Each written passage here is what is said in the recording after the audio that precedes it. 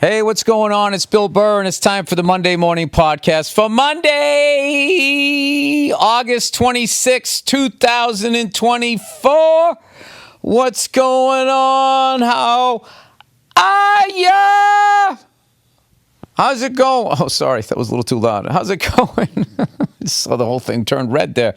Like old Billy Redface. Oh, Billy chilling out on a Sunday. What do you say? What do you do? I was doing so well with my temper. But it came back a little bit over the last 2 weeks, and now I got to get back into. I just keep settling back into those trained lab rat responses. Like this morning, I take my lovely wife and my 2 beautiful kids out to breakfast. So we're driving my wife's stupid electric car, and it's bing, bang, bonging. It goes doo-doo. It's the same 2 notes of night chord. Boo, doo, doo, doo, doo. So anytime we're in the fucking car, it goes boo, doo, right? And I don't see what the car is saying to me. Anytime the car goes boo, bit, I just go boo, doo, doo, doo, doo. And then I don't fucking look at the dashboard. I don't need the fucking thing talking to me. So finally, we're on the way over there, and it keeps doing that. Boot it. And I keep going, boo, doo, doo, doo, doo. And I keep going, yeah, you notice it's the same 2 notes as the beginning of night chord. She's like, I get it. She didn't say that, but I saw that on her face. And finally she goes, oh, it's saying, that door isn't all the way closed. On my son's side of the car. So when I stopped at the red light, I reached back to open and close the door. And when I turned around, the car in front of me had moved up a little bit. So I move up to close the gap, and this guy comes flying in on a motorcycle. Almost clips the front of my car. I'm like, what the fuck? And then he fucking turns around, looks at me, and he makes this motion like, you got to pull up. And he was shaking his fucking head. And I got to tell you, I can't even tell you how much that fucking pissed me off. I obviously love motorcycles and stuff, but people on motorcycles and fucking bicycles with the shaking of the fucking head and never any sort of acknowledgement, like the guy in the motorcycle, how fast he came flying in. There was no hey, what if this guy in this car doesn't see me? He doesn't take that, just totally in his own fucking ego. And then he does that thing, I don't know how to fucking drive. And then he's shaking his fucking head at me. And I just wanted to get out of the car and knock in the back of his fucking helmet and be like, hey, fuckhead. Do you think maybe you were going too fast, maybe? On any fucking level, do you think maybe you came in a little bit fucking hot? You don't think that you didn't make any fucking presumption there? That I saw you? That I was just going to stay there? That I wasn't going to pull up? That maybe I wasn't dealing with the fucking situation? Jesus fucking Christ. With the fucking head shaking. People on bicycles all the fucking time. They're always directing traffic and then shaking their fucking head. It's fucking hilarious because it's literally they're in their own world and they want the whole world to be in their world and understand whatever the fuck it is they're doing. Simultaneously, while they could give a fuck what you and in your world are doing. Shaking their fucking head, always with the shaking of the head. Other than falling off a motorcycle and a fucking, or a bicycle, the number one injury they must have is fucking, over torquing their neck, shaking it from fucking side to side. Oh, these fucking people on bicycles. LA's starting to do this thing where they're building bike lanes, which I think is a great thing. I don't think there's anything wrong with riding a bicycle, but this is what they're doing. They build the bike lane like New York City. They build it close to the curb, and then they put the parked cars on the outside for an extra buffer of safety, which is great. But then they make the road, it goes from 2 lanes, now it's 1 lane. So they create all this fucking traffic. All right? And this is the great thing. They've done that on the way over to my writer's room, right? They've done that to this fucking street And the amount of traffic that is created is just, it's unbelievable. The fucking, how much it's jammed up traffic. And then for the life of me, I have yet to see one fucking cunt on a fucking bicycle using the bike lane. But then you go to all these other roads that have no bike lane and they're totally exposed, and these fucking assholes are riding side by side, shooting the shit with like a funeral procession behind them. And what are they doing when you drive by going, dude, what the fuck? What do they do? What do they do? What do they do? They shake their fucking heads. I swear to God, they're like, people on motorcycles and bicycles are the fucking hot chicks of the fucking road. I mean, I'm sure people in cars are doing the same thing. You just can't see it. But the fucking shaking of the head. Shaking. Oh, God. I mean, how do you not know? How do you not know what I'm about to do? How are you not between I have it all figured out. I'm a good driver. I'm a good rider. Get that the fuck out of here. You're a self-involved fucking jerk off, making the assumption that everybody fucking sees you, and then you're going to get hit, and then it's a big fucking tragedy. All right, whatever. I don't want to do this on the day of the Lord. Huh? On the day of the Lord. It's so funny people still go to church praying to this guy like he's still paying attention. I'm telling you, he's moved on. He's moved on in his fucking studio flat. He's moved on to a new canvas. And everybody, you know, at my church are going, hallelujah, hallelujah, hallelujah. God thinks I'm awesome because I showed up. As long as I say this shit, I'll go to heaven. Fuck what I did this week. I said I'm sorry. I'm fucking better than you. I got a hooker on Wednesday, felt guilty Thursday morning, then I confessed it Saturday behind a curtain, and everything is absolved. Fucking STD flowing out my shaft. Hallelujah.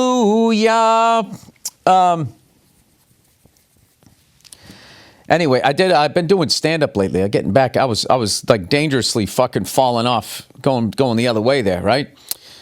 I took a little break, and it's a weird thing about stand-up. I take a break past a certain point. I just like, I think I'm good. You know, like any job. I don't give a fuck how much you love your job. You take a little vacation from it. The first couple of days, if you're like me, you're jumping out of your skin. You don't know what to do with yourself. You know what I mean? But then after like 4 or 5 days, you settle in. And then after like a week or something, you're just like, yeah, I think I'm good. I think I did that.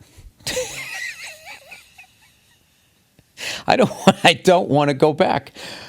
And then you go back to work, right? Because you have to. And you go back to work. And what do? You shake your fucking head like somebody on a motorcycle or a fucking bicycle. 2 modes of transportation that I love. This is what kills me about LA, is along the LA River, they have miles and miles and miles of bike lane where you can ride and not have to worry at all about anybody fucking running you over. And nobody fucking uses it. Nobody fucking uses it. It goes from fucking the valley all the way out to the fucking ocean. You can ride along those things, and you maybe, like when I'm flying, when I look down at it, because that's a spot you could put it, yeah, if I had a problem, I maybe see 4 people. And then you look at the freeways and it's all jam-packed with the cars. I just, at some point they should make Firestone and GM and those guys pay for these bike lanes. I think they should because of what they conspired to do. But then again, they fucking paid off the politicians way back in the day. Isn't that right? It's kind of weird that they're building these bike lanes and like nobody's really riding. There's not a lot of people riding bikes out here in Los Angeles. So I'm like, why are they doing that? Is that just like one of those things like, You know, like every corporation now, every commercial, they have like an interracial couple, like every single one of them, like to show, like, listen, we are the world. You know, is there fucking giving you products that give you cancer and they don't give a fuck, you know, polluting the environment and all that type of shit. But look we have a progressive couple selling this shit that you don't need. I'm all over the map today. That's all it takes is one douche to fucking shake their head and then direct me with the car, like teaching me how to fucking drive as you drive like a fucking jerk off coming in too fast. I swear to God. I swear to God. If it wasn't assault with a deadly weapon, I mean, that's the kind of thing that makes somebody just go, what if I just step on the gas and drive into your back fucking tire? I mean, that'd be a horrible fucking thing to do. I would never do it, but the thought goes into your fucking head.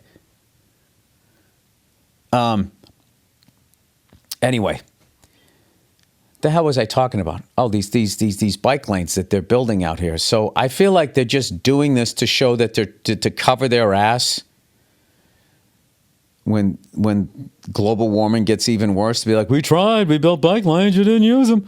Or they know some sort of economic collapse is coming to such a fucking level that they know that no one's going to be able to afford a car and we're going to need these bike lanes. However, if nobody can really afford a car, then you could just ride down the regular streets, right? I always thought rather than like making a bike lane, they should just surrender a whole fucking road. You know, that runs east, west, and north, south. And just be like, this is for everybody riding a bike. If you fucking ride a bike anywhere else, you will get a fucking ticket. You will actually be forced to obey the rules of the road. You can't run red lights. You can't fucking do any of this shit. And if you shake your fucking head, someone can legally come up and stab both of your fucking tires. All right. I think I'm over it. I think I got that out of me. So last night I'm at the Comedy Store working out my bullshit. I swear to God, I think I have 40 minutes of shit. And it is shit. I already can't remember most of my act, which is a good thing. I'm just fucking like the way a narcissist just like is done with people.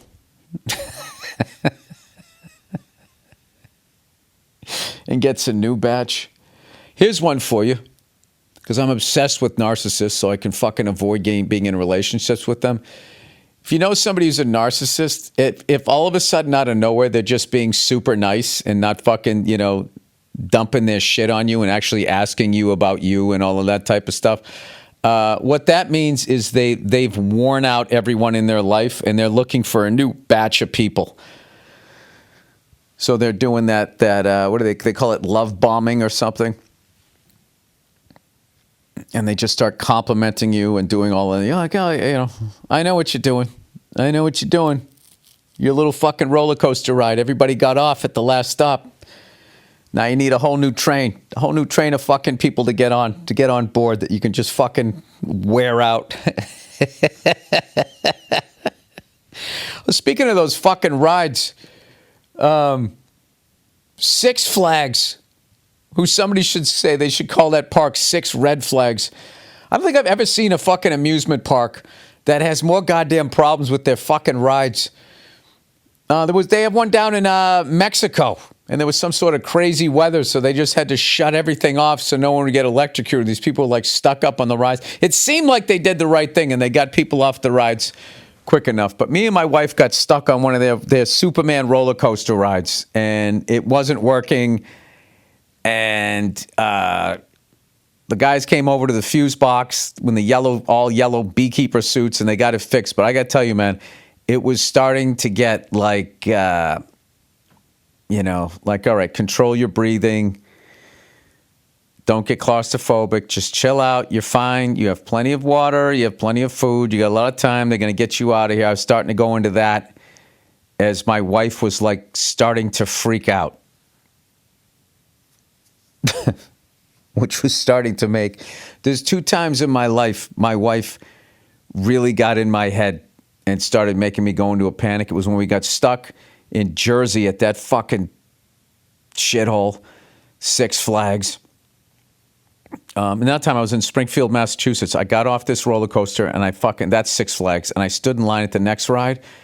And in the time I was standing in line, I just heard boom from the ride I just got off of. And one roller coaster had rear-ended the other one. And the poor woman that was sitting in the front car of the roller coaster that rear-ended the other one, like her face slammed and she broke her fucking cheekbone. Safe to say, Six Flags will never advertise on this podcast. Anyway, what was I talking about? Back it up, Bill. Your brain thinks linear. Six Flags Springfield, Six Flags New Jersey. Oh, the other time my wife freaked me out was we went on a hike. You know, around the world they have the 7 summits. Well, they have that out here in L.A., the 7 summits, and each one gets higher. They're obviously, it's not like climbing Mount Everest. So we went to go on one, and I think it was like number 2 of the 7 summits to ascend. You know, if you want to like run from the voices in your head, that's a great thing to focus on. I'm going to do the 7 summits and I'm going to get in that shape and I can just, as long as I keep moving, I don't think about the fucking horror behind me. So we went into the woods and we're going up the trail. And the further we walked on the trail, and there was nobody on the trail. And I had like this stupid bear pepper spray, right? And Nia started to get like panicked of how far we were. And I was into the woods and I was telling her to calm down, everything's fine. And then in the back of my head, I was like, why am I out here in the wilderness without a gun? This is such a stupid suburb city kid thing to do. I got my fucking bear mace and I'm like, all right, there's only black bear up here. From what I heard, they're not really interested in human beings, but there's always, you know, the couple, 2, 3 people that seem to get mauled or killed every fucking year by one, right? So I'm trying to like block that out. And we get 3/4 of the way up the fucking trail. And I'm playing it cool. Go, like, look, we're fine. We're fine. Everything's fine. I got the bear mace, you know? And I have no idea like how far into the wilderness we are or not. And we get 3/4 of the way up, and all of a sudden this guy comes flying by on a mountain bike, which I was like, oh, God, thank God. So we made our way all the way up to the top. And this is the funny thing. We get all the way up to the top, and we look down the hill, and we can still see our car. Because it was like this big sweeping trail, and I didn't realize that when we got out of the car, the hill in front of us was the thing that you were walking up. It felt like we were sort of going diagonally into the woods and all of that type of stuff. So now I'm going to wait for all the fucking hunters and everything to talk to me like I'm a fucking moron because I didn't have a compass and a gun and a fucking, I don't know what else, a Knights of the Round Table suit on. Like, it's just like, well, you know, I didn't grow up with outdoorsmen. So, I mean, what do you want from me? Okay. I stay out of the ocean. Isn't that enough? So anyways, those are the 2 times in life since I've been with my wife that I really fucking freaked out. Other than right before I was going to get married, I had like a fucking panic attack, you know? And then the second I said I do, I was just like, I'm an idiot. I should have done this 10 years ago. And I'm not going to say it's been bliss ever since then. No, it's been great. I was actually thinking that the other day. I don't want to jinx my relationship, but I was thinking about how fucking solid I am in this thing. You know? And that's all you can say in a relationship, how solid I am, because you have no fucking idea with the other person, you know? You have no idea. Not saying I'm paranoid or anything, but I've watched enough of these fucking, the Iceman, remember that thing? The guy was out there fucking killing people and like his whole family thought he was like a widget salesman. And then one day he finally gets caught and they're at the trial and he fucking confesses to that hit and then all the other ones, and his family is like gasping and screaming and crying. They just cannot fucking believe. It was really a testament of what a great father he was. That like Because, you'd think that he was, okay, well, they had no idea he was a hitman, but I'm sure he was a fucking asshole at home. It didn't. It seemed like he was great. He's out there playing catch and doing all of that stuff. Speaking of which, it's the end of the summer. The saddest thing ever for me as a dad. I hate that they're going back to school. I hate it. I love hanging out with them.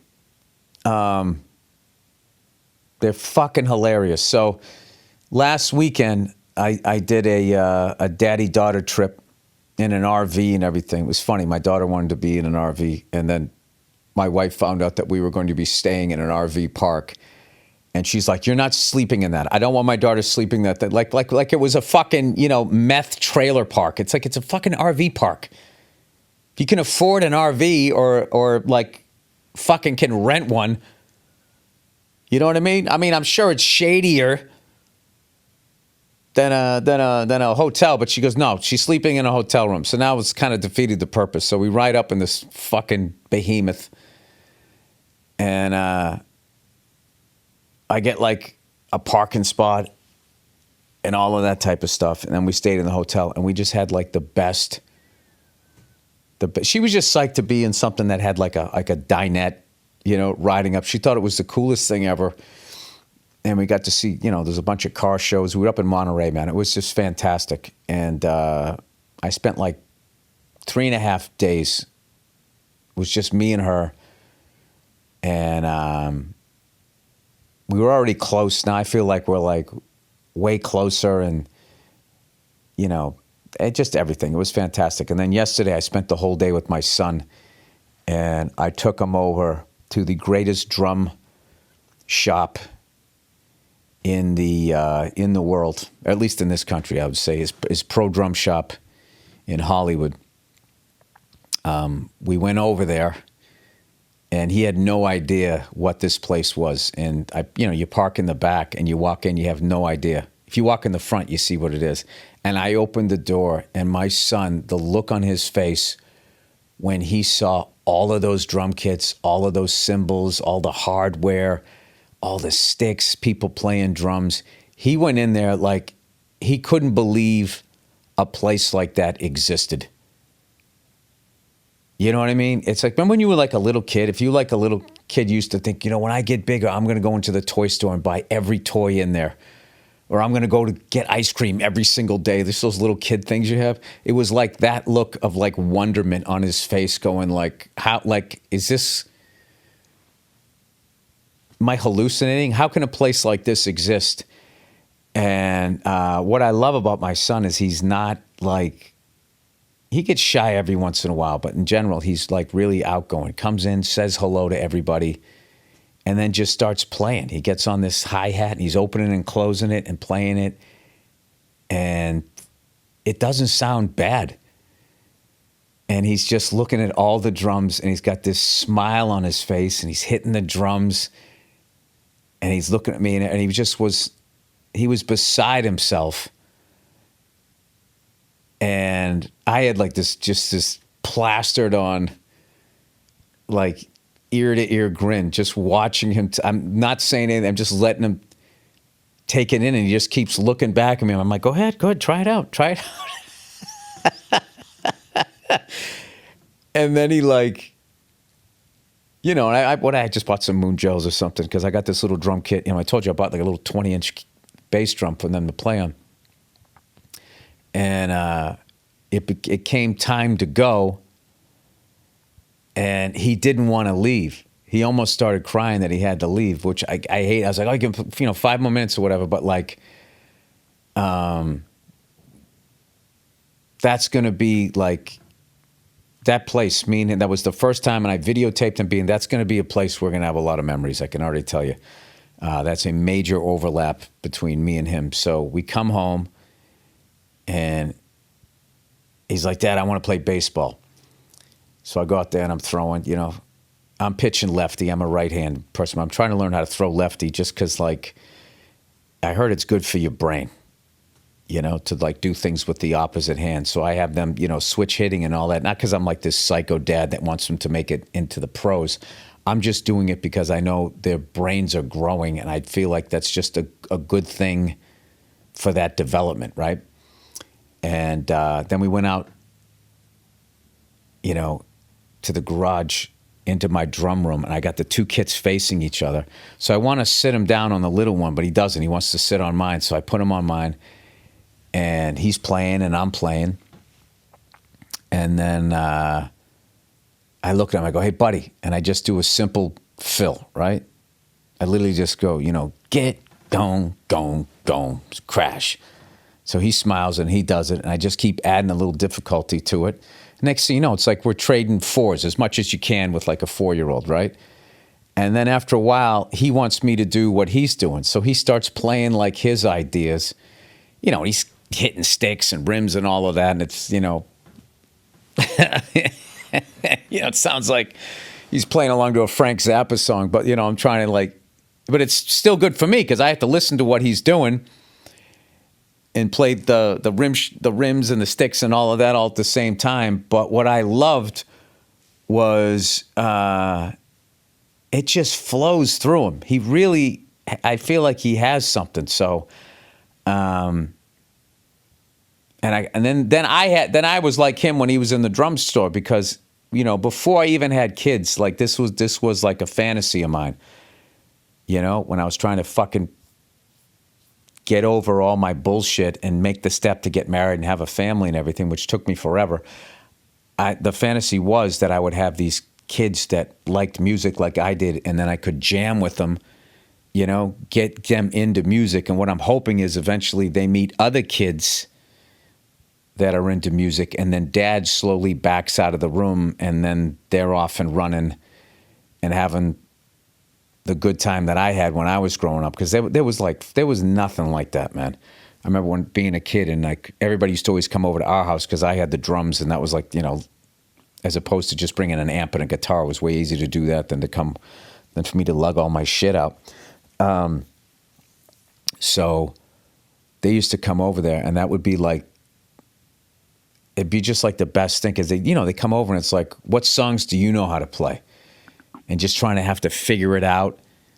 And if they played like a different style than you did, and I was like, oh fuck, like I don't, how do I make that groove happen, and it was sort of the awkwardness of it. But then afterwards they would leave, and then you'd think like, oh, I want to know how to play like that in case I'm in that situation. And then like your drumming vocabulary, whatever, like would expand. So anyway, all of that was happening yesterday.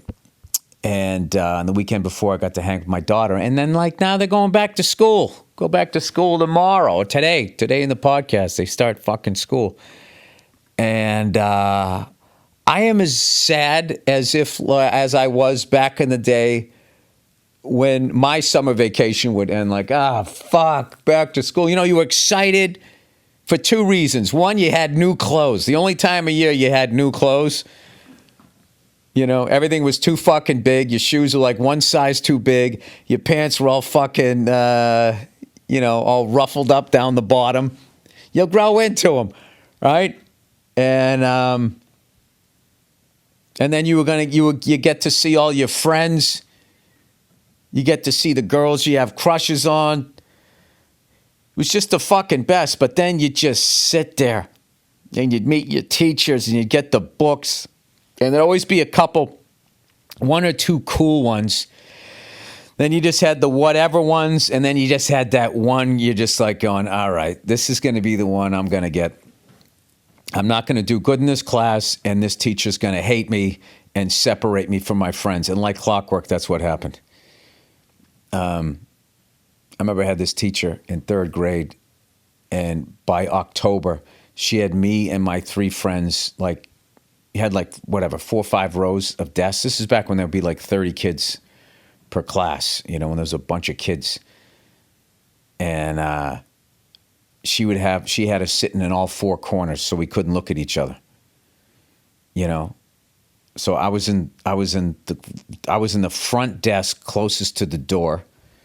So it'd be the shortest walk when she would send me down to the principal's office, I guess. And then the last desk of my row was one of my friends. And then all the way, the last row all the way to the left, first desk was a friend. And then, so that was easy. I could kind of lean forward and glance at him.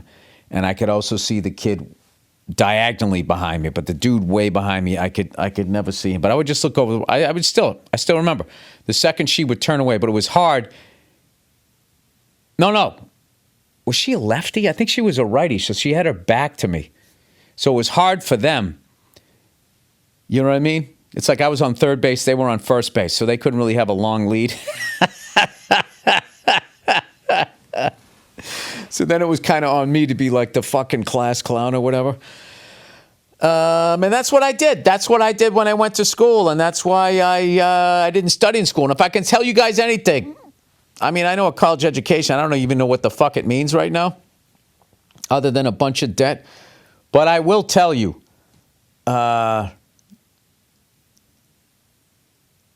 you know, I don't know if this would have made a difference, but if my parents took me to college campuses, because they were really into education, so they would go to them and they would just be all excited themselves. But they never sort of, if they just said, like, listen, if you study and do your homework and not be an idiot, this is going to be your reward. You can go to a school like this. You know, like whenever I look at like UCLA, you look at that fucking campus and you just think to yourself, like, people get to go to school here, live here. I can't fucking imagine that. You know, and they got big sports programs, and that's a way to stay connected with the school and your friends the whole fucking way.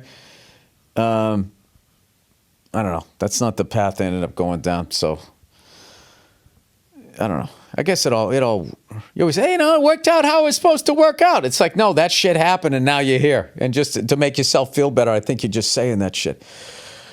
I'm just babbling here because I don't have my advertising reads or the questions yet, but I just wanted to knock out the first half of this this podcast here. I want to apologize to the Red Sox bullpen. I made a little snarky tweet where I said, you know, there's nothing more exciting than the Sox bullpen. And I was corrected by somebody that knows way more about baseball than I do. And it said, it's actually their starting pitching. I go, what are you talking about? I thought we had the best starting pitching in the league. Maybe that was a few months ago. He goes, no, yeah. Lately, they haven't been able to give us 6 innings. So the bullpen's arms are worn out. So my apology to the Red Sox bullpen. But I will say this. I'm really enjoying watching this team, and I'm telling you, we have legit. Did you see that catch by that fucking shortstop the other day? Totally laid out. I know he doesn't have the highest batting average, but we got enough bats. You need a Gold Glove guy, and there's no way that guy's not going to win a Gold Glove making plays like that. But we have legit superstars at third base, center field, and I think our shortstop and Casas at first base, and that O'Neill kid out and right. Like we kind of have a ridiculous team. And our starting pitching, I don't know what happened to them, but they were all right. So, and we have a great manager. So I kind of feel like we're in a really good place. You know, I just feel like we just add, I don't know, in the off season. That's the big thing. In the off season, if we can just get a couple of pitchers or figure out what's going on, like this could be a great thing.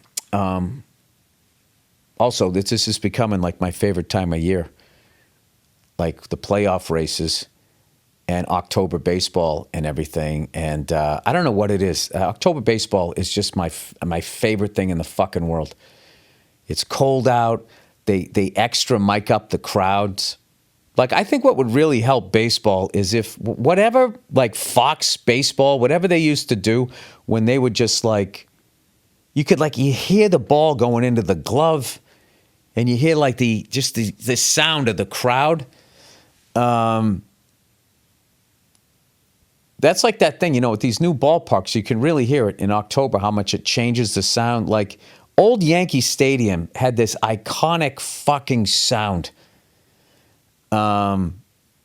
The new one doesn't have it because the lower level is so fucking expensive that none of the real Yankee fans can afford it. Or they're just downstairs eating the entire fucking time. It's so weird. that I've kind of gotten used to it at this point, but I remember when they first moved into that stadium, I saw all of those empty seats. You know, the Yankees are always in like first or second place. I'd be looking at it going like, where the fuck is everybody? And then one time I got hooked up with some seats down there, and it was hot as balls. And then if you went down the tunnel, it was air conditioning, and they had like prime rib. And you could stand down there watching the game. I went back up because I was like, I'm not going to be the douche that does that, but I get why they do it. I've been talking about this for a few seasons now, you know. I have to be honest with you. I don't have a solve for it. They must be making so much money off of those seats that they don't care how it looks. But it's a bad look, especially if you're the Yankees. It's fucking unacceptable for it to look like that, I would think. I guess come the playoffs, they look all right. How about Aaron Judge? Did he hit his 50th yet? Fucking guy is on a tear. Anyway, I guess I'm going to pause here because now this is when I have to do the advertising and the reads and all of that stuff. So through the magic of editing, there will be no pause. Oh, I didn't bring up the lady last night. I kind of failed last night. I was at the store and I was trying out all this new shit. And there was this woman in the crowd who within like 2 sentences fucking hated me. And she was right down center. I saw the look on her face, and I was just like, yeah, you know, that's how life is. Not everybody's going to like you. You know, back in the day, someone like that would really, like, bug me, right? So I'm just plowing ahead with my act. So I try this new joke, and it doesn't go well. And I'm frustrated because I've been trying this, and I know it's funny, and I've set it off stage the right way, and I've made people laugh. Like I had my mother-in-law dying laughing in the kitchen the other night when I said it, and I didn't write it down how I said it because I never write shit down. So I was maybe when I was on stage, I was mentally. I know what I did wrong. I skipped a piece of information. So I did the joke. It doesn't land the way I want to. Then I get frustrated. I'm just like, this fucking joke. I go, you know what? I got to add this other piece of information and just spoon feed you guys this information so I can blah, blah, blah. And then that lady doesn't like me. She goes, yeah, spoon feed it to us. That was just like, and I looked at her. She was a woman of a certain age. She was alone. I mean, she had a girlfriend with her, and I believe this gay dude or beta male. I don't know what he was. All right. But that was the deal. I mean, dyed hair. I don't know how old she was. Definitely had cat lady vibes. Definitely had that vibe of, you know, people can't handle me, you know, the old version of that. So it was basically T-ball. I could have said so much mean shit to her, but I didn't. I just said, you know what? I go, I'm not doing this. Okay, this is too easy. And then she just kept going, oh, yeah, I'm too easy. I'm too easy. And she just was like, kept making those statements like I was afraid to go at her. And I just said, you know, the old me would really just say a bunch of mean stuff right now. And then afterwards, I would feel bad. I'm not going to do that to you. And I just moved on. But she just kept fucking yapping. She wouldn't shut her yap. She just kept fucking yapping. And I failed. I didn't go all the way. I put my foot on the accelerator. I didn't put it to the floor. I just made one comment about her still dyeing her hair. It's like, what do you think? People think you're 26? You know, we all know you're 72, whatever the fuck I said. And I kind of left it at that. I didn't fucking say what I could have said about her personal life, and all of that type of shit. And it's just like, I think, now looking back at it, you know, it's funny. At one point, the security came over to throw her out. I was like, no, don't do that. I don't want her to have that story. Because I knew it was just she was like a fucking egomaniac, okay? And I'm just in a part in my life where anybody like that, I just diagnose them without any sort of, psychology degree or anything. Everybody's like a fucking narcissist now. Some people are just cunts. That would be me. I would say I am in that that category. Some people will be like, well, Bill, maybe you're a narcissist. Is that why, you get on stage and do what you look at you. Look at you. You're standing on stage doing this fucking shit. I don't know. I don't think that's what it is. I think it's a crushing need to be liked. It's more of an insecure thing. But anyway, overall, this set went well. I wish I just went out and go, you don't like me. You don't find me funny. And then I could have just been like, what do you feel like I should be doing up here that could make you like me more? But I am happy that I didn't. I'm not even going to say it on this podcast. All the fucking mean shit that I could have fucking said. But, and I'm also happy that I got more upset with that fucking motorcycle riding cunt. Shaking his head, fucking making the gesture for me to close the gap like I'm fucking some, 12-year-old girl that doesn't know how to drive a fucking car. That one got me. But I think that's a normal reaction. I mean, I know I'm a fucking psycho, but when another adult shakes their head at you, that is like, I don't even know what that's like. If you were doing the college football rankings, as far as non-verbal stuff, like if somebody gives you the finger, that's like hacky at this point. That's sort of like the Dodgers. You know what I mean? Like every year they're in it and then they just choke in the playoffs. So I mean they're ranked, but nobody's worried about them, right? I got to take a shot at them. They've spent so much fucking money. It's ridiculous. But shaking the head, and I'll also say the directing of traffic, telling you where to go, trying to teach you how to be a better, there was a part of me, I needed that guy to know, I was turning around, making sure the door was closed. It didn't close all the way because this fucking, I don't know what it is about her car. My car is a 2017, and if you shut the door, if you didn't quite push it hard enough, it just sort of closes it for you. But this fucking thing doesn't. I don't know what its deal is. You kind of have to slam the doors a little bit, like on my old truck. The passenger side door. I need to you ever seen that giant wrench? This door doesn't close right. There's that big protruding thing that the door assembly hooks onto. And one time I was at a garage and I was like, this thing doesn't fit. And the guy took out this fucking giant wrench. He literally was going to go work on a train. And he just turned it a little bit and the door closed perfectly. Now, there's a handy wrench to have around, huh? Thing weighs like fucking 10 fucking pounds. And it's also it's a good weapon if somebody comes into your house. There's only one good kind of weapon, Bill. That's a fucking gun. You're right. If you don't know how to fight, you get a gun, right? I mean, that's why I would get one. Look at me. I'm just going to fucking, this is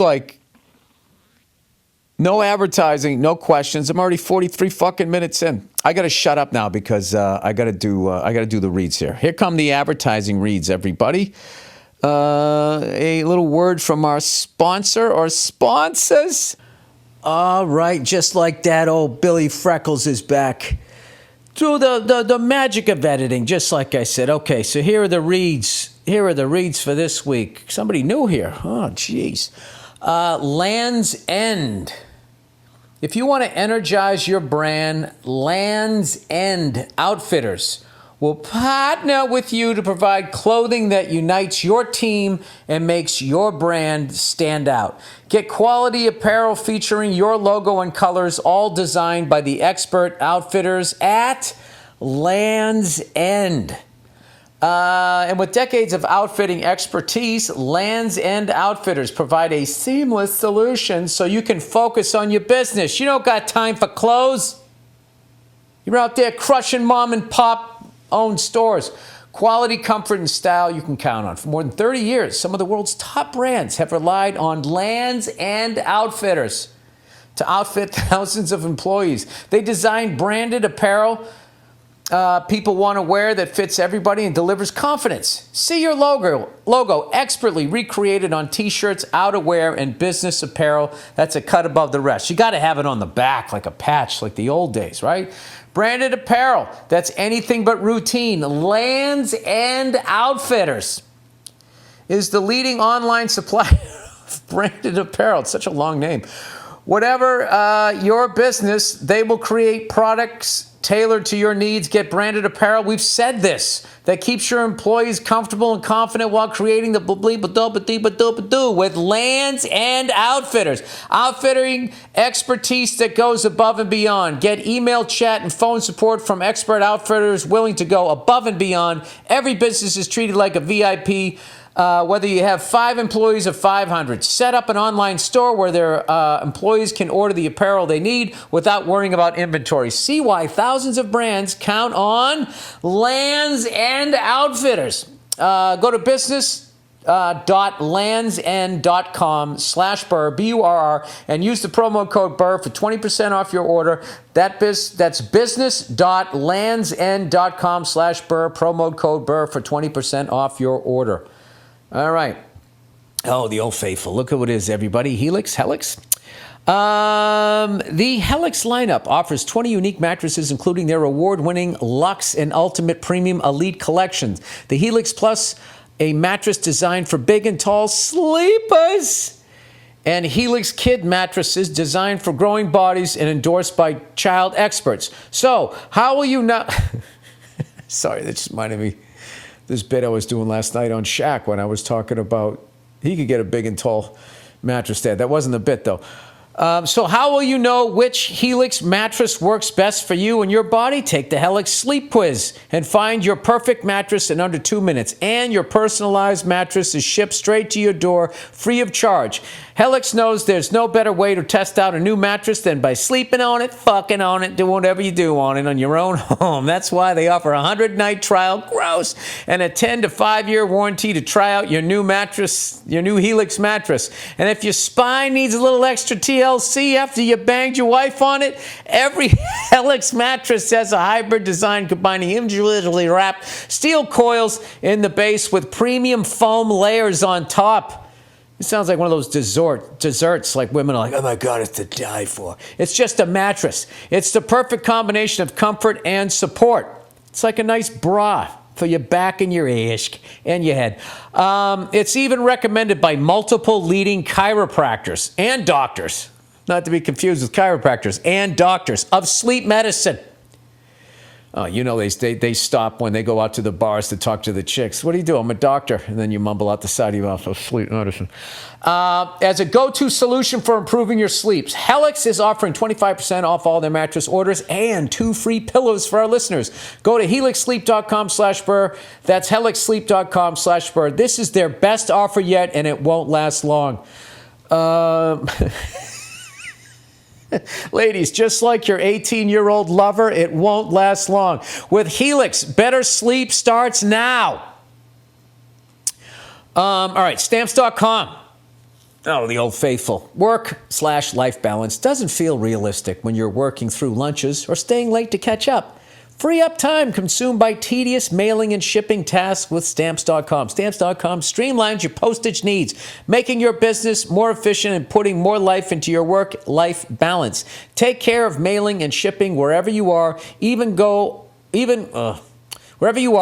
the go with Stamps.com mobile app. With the Stamps.com mobile app.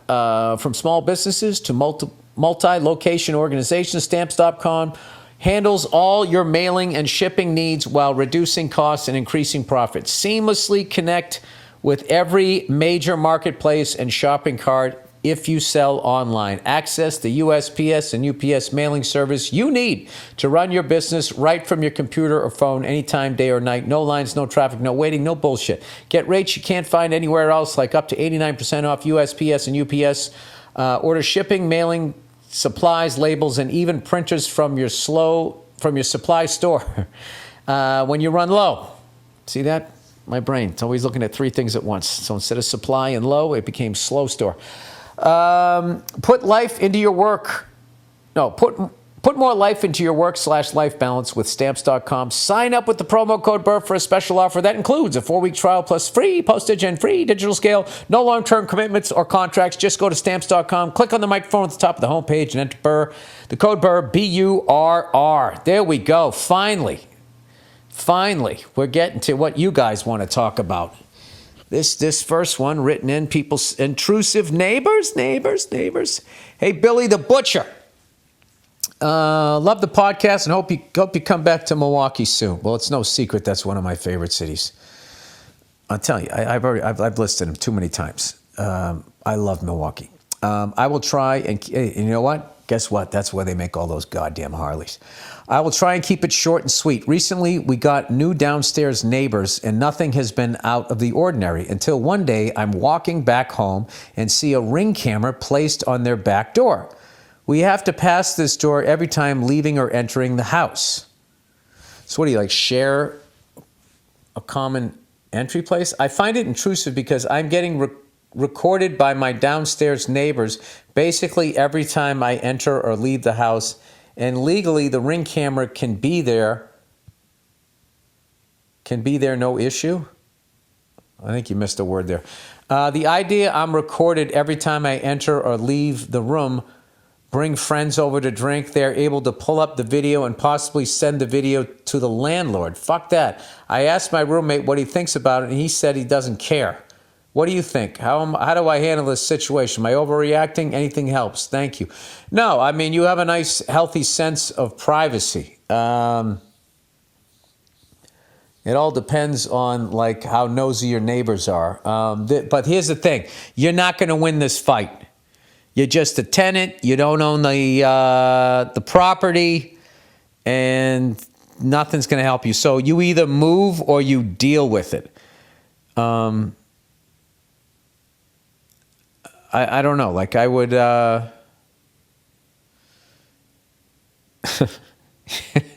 trying to think of a way.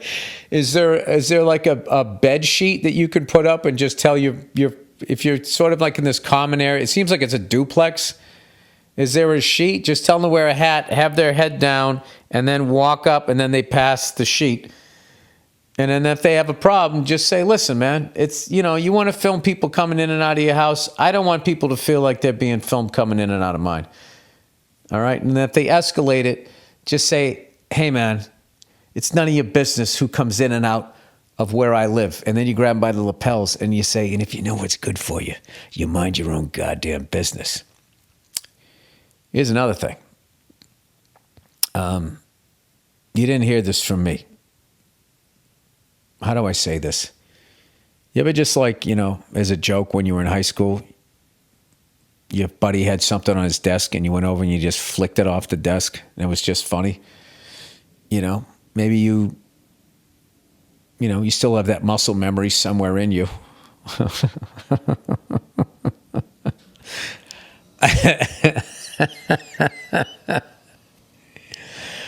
I'm not advocating doing that. I'm not advocating going on a different side of the house with a BB gun and shooting it off from the side. In no way, shape, or form, you should not do something like that if it really bugged you to that level.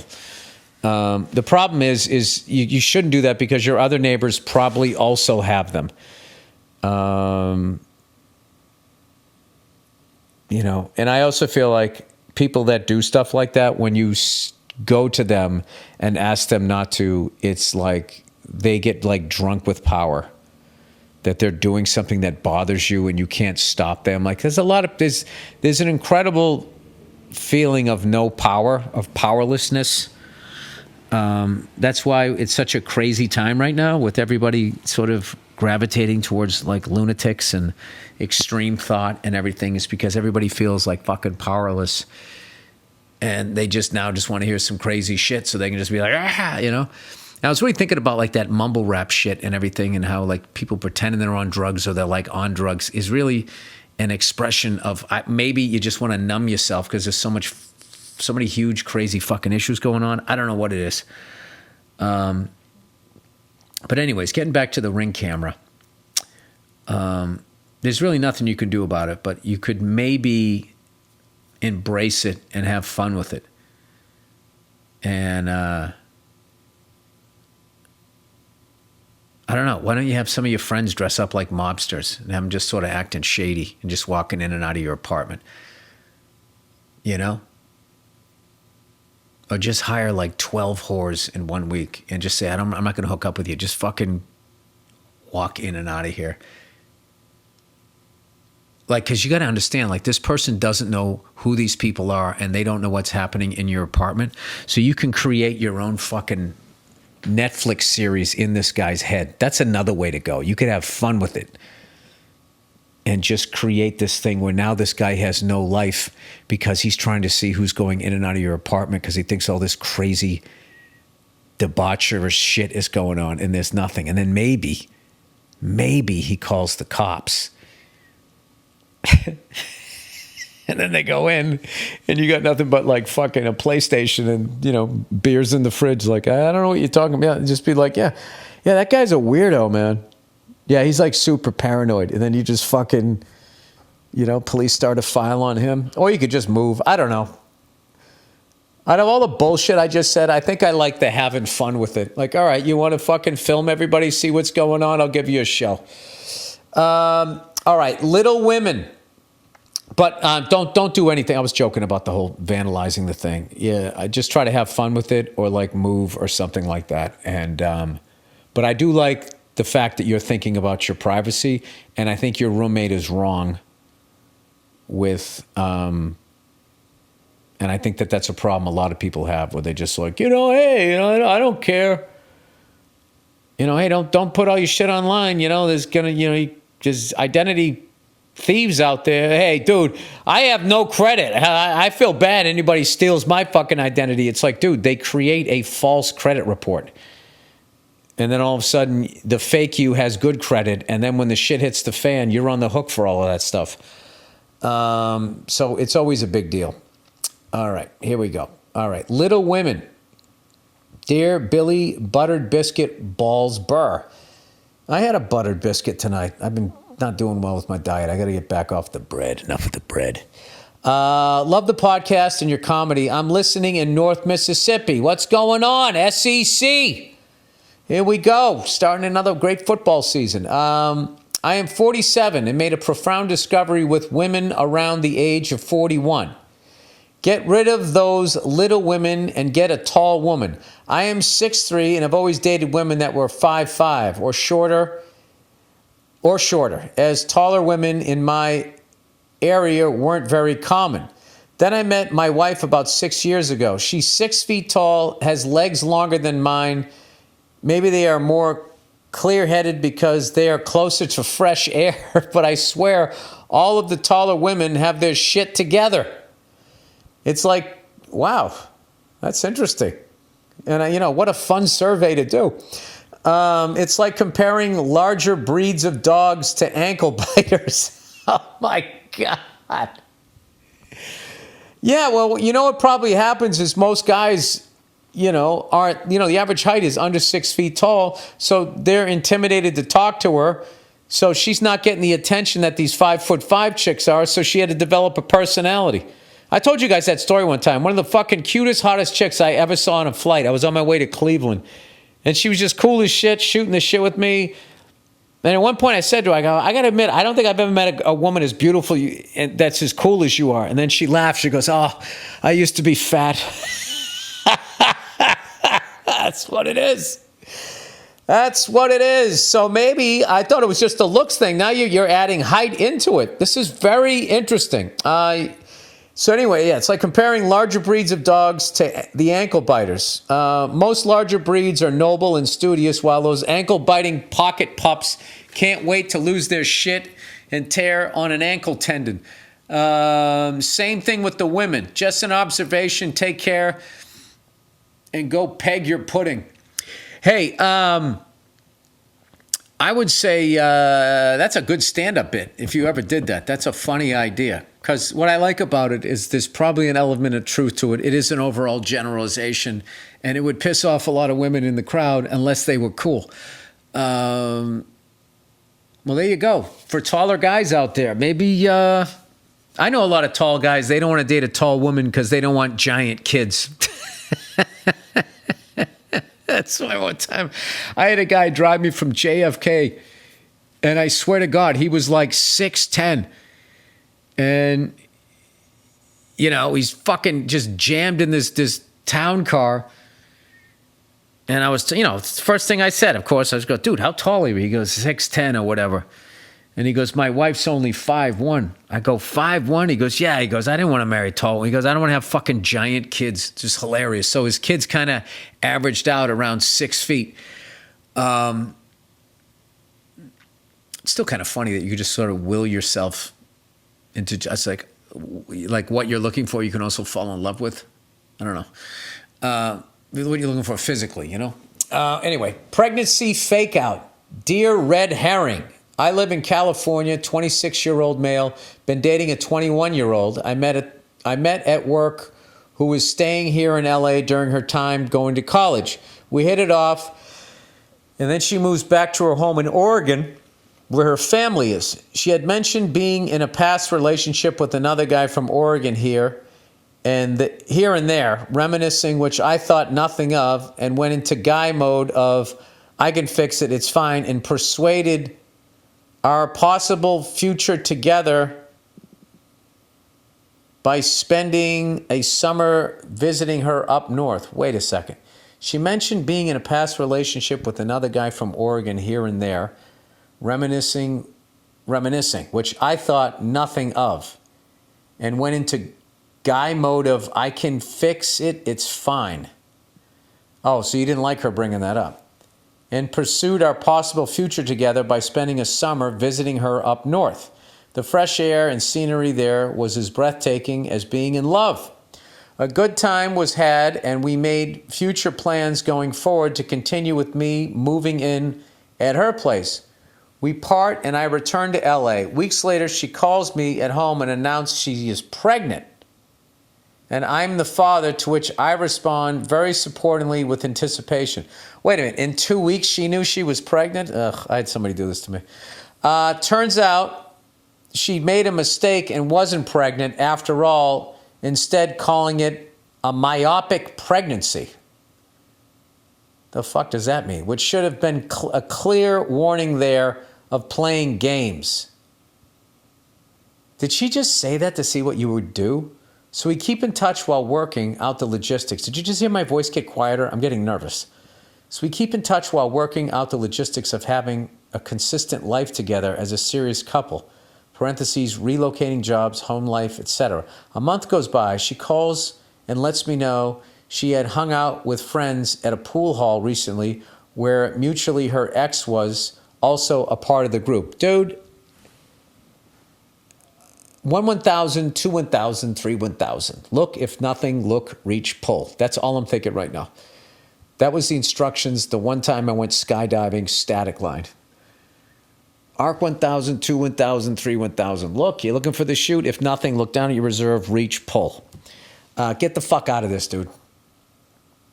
Next thing I know, oh, it keeps going. Next thing I know, she tells me she is pregnant now. She's pregnant for real now. It's the ex's baby and wants me to be there when the child is born. What? I would be like, well, why don't you fucking bring the guy that raw dogged you? The fuck do I have to do with this? We argued on the phone since she wouldn't give a clear answer at first as to who had gotten her pregnant, and it ended very sour. Well, who gives a fuck who got her pregnant? She went out and fucked somebody else.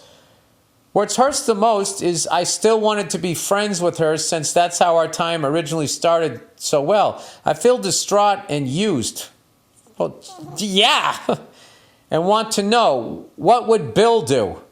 Thanks and go fuck yourself as hard as I'm kicking myself. What would Bill do? If I was in love with her, I would be doing what you're doing, which is thinking things that don't make sense. Here's a question I would ask you, if you weren't in love, you weren't in a relationship or whatever, you were in something stable, and I came to you with this story, what would you tell me to do? You would tell me to get the fuck out of that relationship, and there's plenty other women you could be friends with that aren't going to treat you this way. All right? I got to tell you something, dude. You fucking dodged the biggest bullet other than a real bullet is getting some psycho chick fucking pregnant and fucking up your best years as an adult. Okay? You dodged that, and it's football season. Okay? Go get the NFL package on YouTube. Fucking forget about this chick. You got a great fucking story. Go to the gym, get yourself in great shape, and change your number. All right? I'm very happy that you aren't that other guy that knocked her up. What a fucking dope he is. All right, gluing yourself to a runway. What? Okay, hey, Billy Ballbag. Greetings from Frankfurt, Germany. Oh, my motherland. I'm German-Irish over there. I'm a long-time listener, first-time writer. First of all, thank you for making the daily traffic jams enjoyable by making me laugh with your podcast. I was lucky enough to see your show in Prague last year and really enjoyed it. I had a great time out there. I don't know if it has reached the U.S. yet, but in Europe, Germany in particular, climate protests have gotten more and more common. Well, thank God somebody's paying attention. As a fellow fucking centrist, I prefer not to lean in either extreme direction on this issue. All right, before I read the rest of it, or does not really thinking it's that big a deal a way that you're coping with it, to just sort of block it out. I don't know. As people are starting to label these protesters as terrorists, I find that a bit extreme. Oh, you went a different direction. I find that a bit extreme, but there was a situation where the protesters glued themselves to a street and unknowingly kept an ambulance from saving a life. They glued themselves to a street and then what, ripped the skin off their back? It has started to affect my place of work as well. I don't understand why protesters like that whole thing, like we're going to be annoying and piss off our fellow citizens, and then the news will pick up on the story, and then somehow people will be sympathetic, empathetic, or whatever to our cause. All you're doing is annoying the shit out of people. This person goes on to say, I'm an aircraft mechanic. God bless you. / engineer. And the protesters broke into multiple airports and glued themselves to the runway. This could have caused major injuries, accidents, and even death. I guess I just want to ask you, how far is too far, even if the issue is important? Thanks for the laughs, and go fuck yourself, you ginger cunt.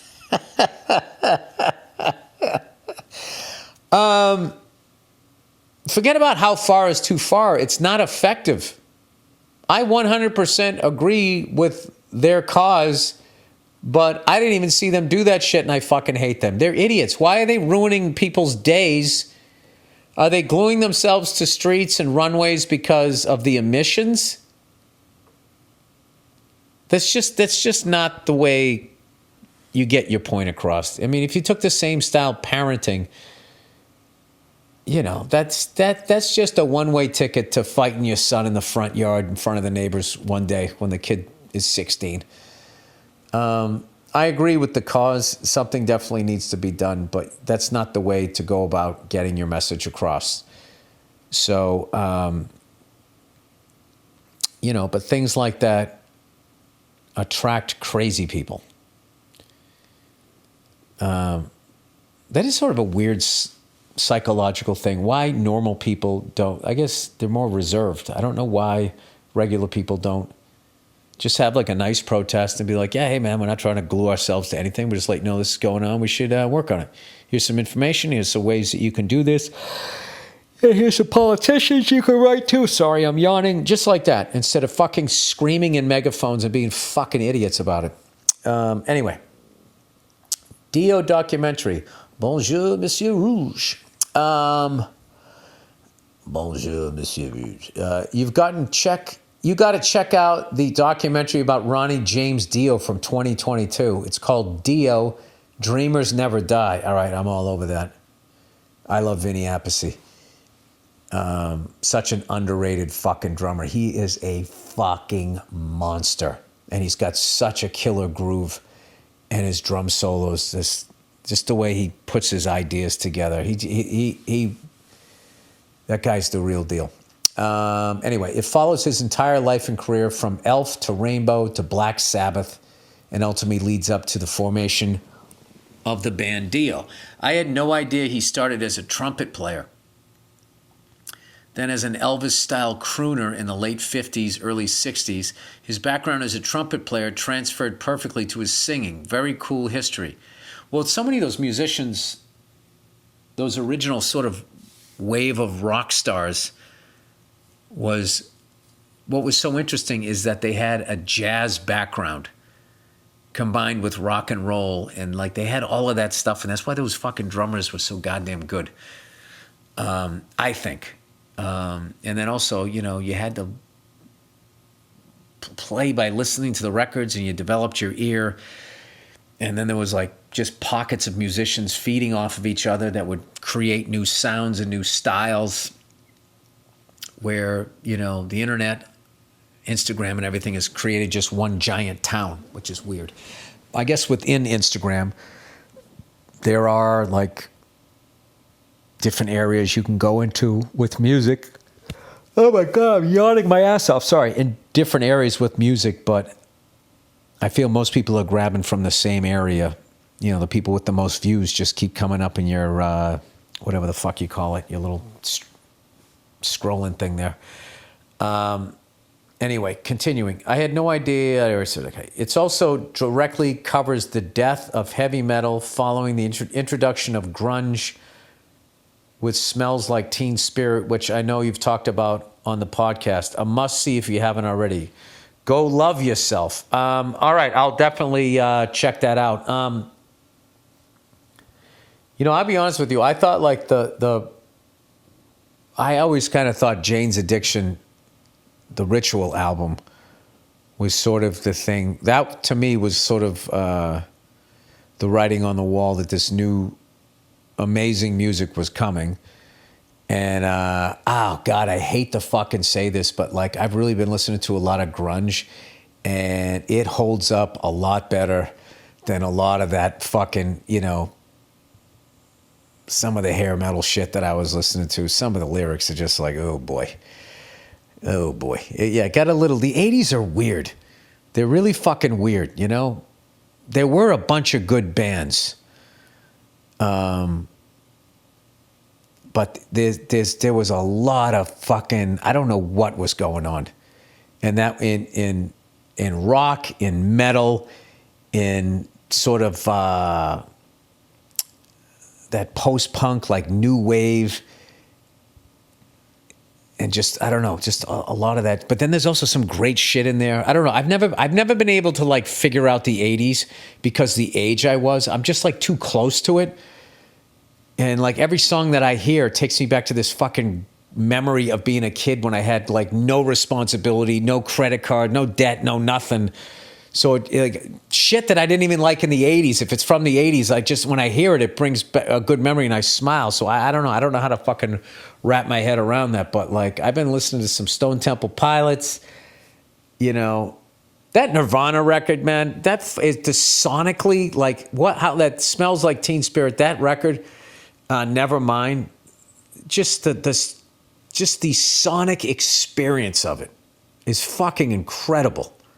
It stands the test of time.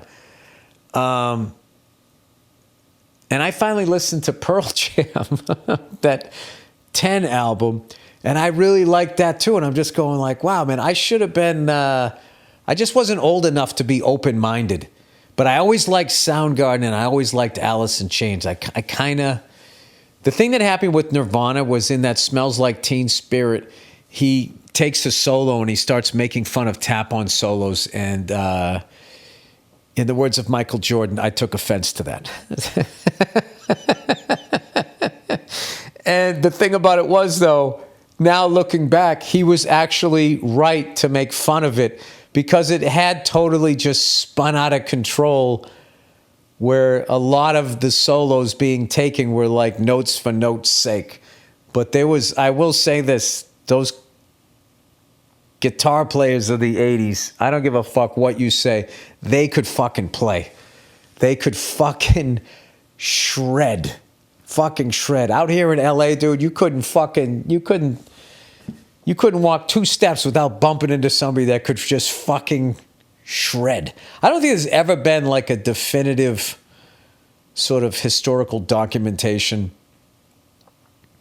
on how good the musicians were, you know, in that whole scene. All they do is they just make fun of the hair and the power ballads and all of that. They kind of forget that like to be able to play like that, these guys must have been locking themselves in their rooms and practicing for God knows how many fucking hours, and then trying to figure out what Eddie was doing and Randy and all of those guys.